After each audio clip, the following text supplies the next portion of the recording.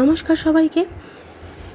রকমারি রন্ধন পেজটিতে আপনাদের সকলকে স্বাগত। আজ দেখাবো নিরামিষ একটি চটজলদি খাবার। সেটার জন্য প্রথমেই কড়াইতে তেল দিয়ে আগে থেকে ছোলার ডাল ভিজিয়ে রেখে সেটাকে আমরা বড়ার আকারে লাল লাল করে ভেজে নেব এবং সেটাকে ভেজে নেওয়ার পর সেটাকে আমরা তুলে নিয়ে এই তেলেতেই সাজিরে ফোড়ন দিয়ে একে একে কিউব করে কেটে রাখা আলু, তেজপাতা ও টমেটো দিয়ে ভালো করে নেড়ে চেড়ে নিয়ে আগে থেকে বেটে রাখা জিরে, কাঁচা পাকা লঙ্কা ও আদা বাটা দিয়ে ভালো করে কষিয়ে নেব। হালকা তেল ছেড়ে এলে মশলা দিয়ে এবার এতে আমরা সামান্য জল অ্যাড করে আরেকটু কষিয়ে নেব।